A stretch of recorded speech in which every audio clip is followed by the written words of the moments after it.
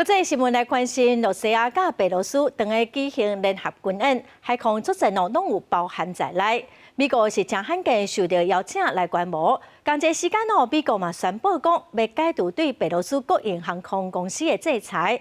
有分析家就认为，白罗斯向美国来表达诚意，两国的关系是有转好的趋势。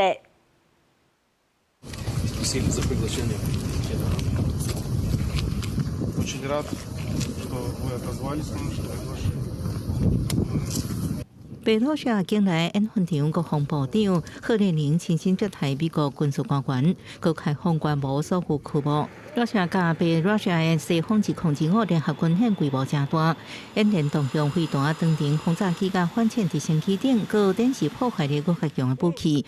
白罗斯防长强调，这摆演习是两国联军相关战术训练，佮邀请包含美国在内23个军事代表来参观。Мы находимся на завершающей стадии проведения совместных стратегических учений «Запад-2025», который является венцом или основой подготовки войск Республики Беларусь и Российской Федерации.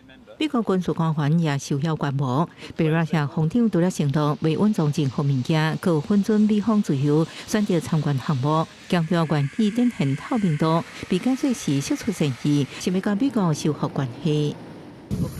Самые лучшие места, так предоставить для наблюдения, все интересует, все показывает.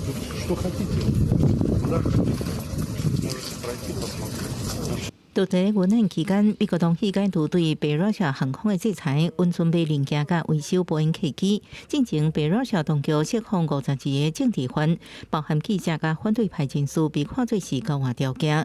白罗斯航空捌伫2021年公布瑞安航空客机迫降事件了后，互欧盟甲美国全面制裁，无法度买零件维修机队，互航线减少再步陷入困境。制裁解除，象征两国关系这几年上大突破。外界分析，这可能为美国中期驻白罗斯大使馆铺路。公司新闻电视前报道。